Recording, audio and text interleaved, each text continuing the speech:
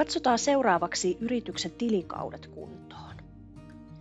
Ollaan taas täällä kirjanpidon asetukset listauksesta. Ja tänne listaukseenhan pääsi täältä taloushallinnon alta ja kirjanpidon asetuksista. Ja täältä löytyykin ihan oma kohta tilikaudet.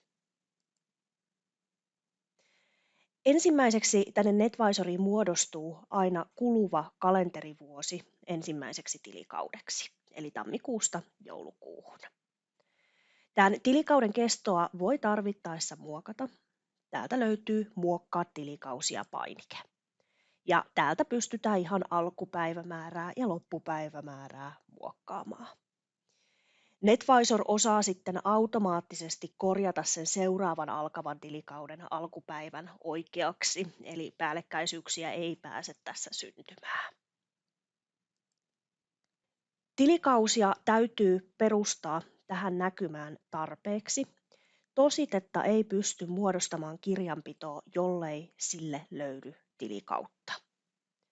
Tässä käyttöönottovaiheessa varsinkin kannattaa perustaa vähintään yksi edeltävä tilikausi.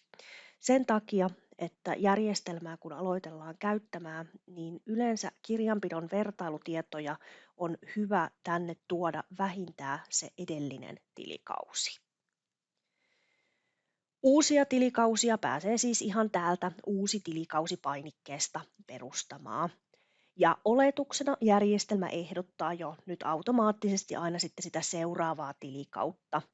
Mutta tässä käytön aloituksessa nyt kun halutaan vielä se edellinenkin tilikausi vertailutietoja varten tänne, niin käyn vaan täällä nyt muuttamassa vähän vuosilukuja, niin saadaan se edellinen kausi tuonne valmiiksi.